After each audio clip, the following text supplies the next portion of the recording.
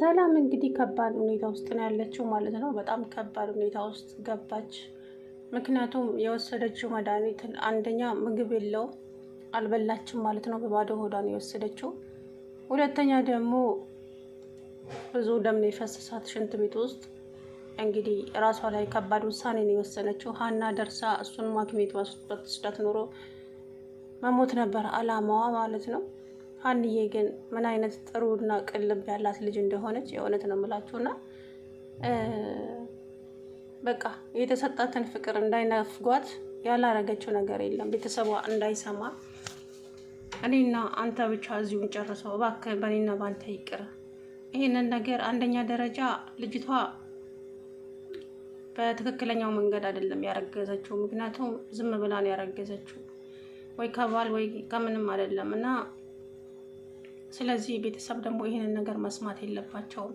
እባክን ዶክተር ከቤተሰቦቿ ጋር አሁን ገና ነው ሰላም የሆነችው። ያንን ሰላም ደግሞ መልሳ እንድታጣ አልፈልግም እና እባክህ ዶክተር ተባበረኝ ብላ እንግዲህ በጣም ብዙ ጊዜ ለመነችው ማለት ነው። ሀና ግዴታ ቤተሰቦቿ መስማት አለባቸው። ምክንያቱም ሕክምና ልጅቷ ሁለተኛ ነገር ማድረግ አለበት። ሁለተኛ ሕክምና መደረግ አለባት። ምክንያቱም ልጅቷ ህይወቷ አደጋ ላይ ነው ያለው ሲላት፣ ሀና ተረጋጊ፣ ልጅቷ ጽንሱ ቢቋረጥም የቀረ ጽንስ ውስጧ ስላለ ለወደፊት ህይወቷ በጣም ስለሚያሰጋ እንደገና ሆዷ መጠረግ አለበት። ለዛ ደግሞ ብዙ ብር ያስፈልጋል አላት ማለት ነው።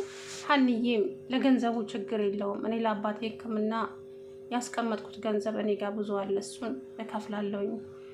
ደግነትና ቅንነትሽን ሳላደንቅ አላልፍም፣ ግን ደግሞ እዚህ ጋር ግዴታ ቤተሰቦቿ መስማት አለባቸው።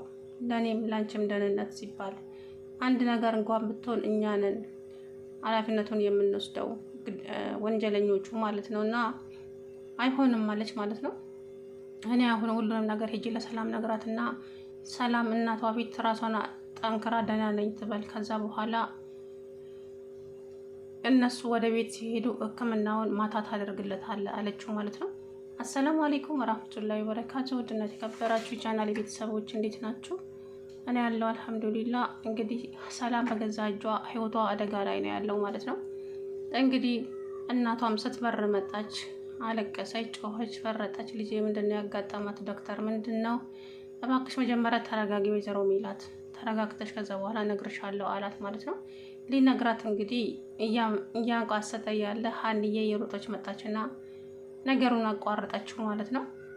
ከዛም ሚላት ወደ ልጇ ስትሄድ እባክህን ምንም እንዳትነግራት እባክህን ዶክተር ብላ ለመነችው አሁንም ማለት ነው። እንደምንም እንግዲህ እሺ አለ። ሜላትም ሄዳ ሰላምን አይታ አለቀሰች። ከዛም ልጅቷ ከማደንዘዣዋ ስትነቃ እናቷን አየቻት።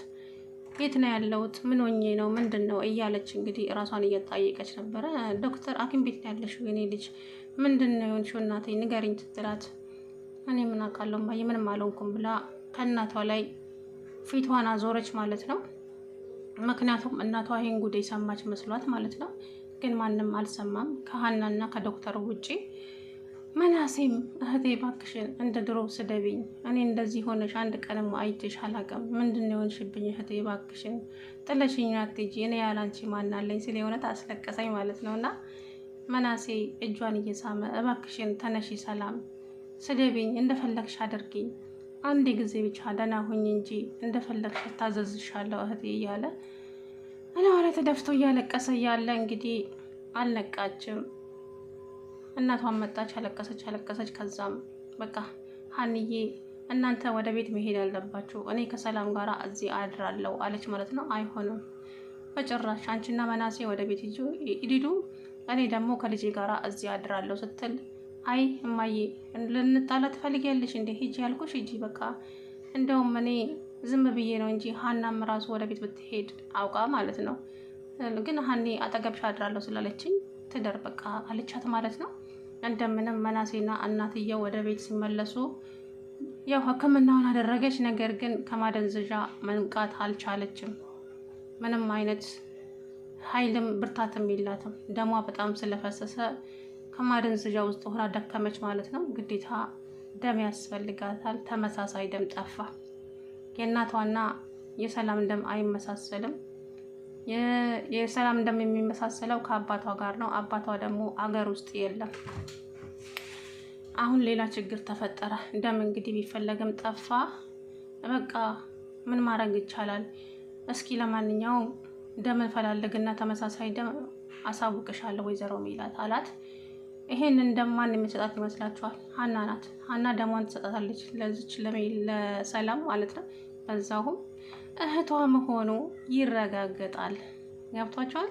ደማቸው ከተመሳሰለ እቺ ልጅ እህቷ ነች። እንግዲህ ሀና በቅርቡ የሰላም እህት መሆኗ ይታወቃል ብዬ አስባለሁ።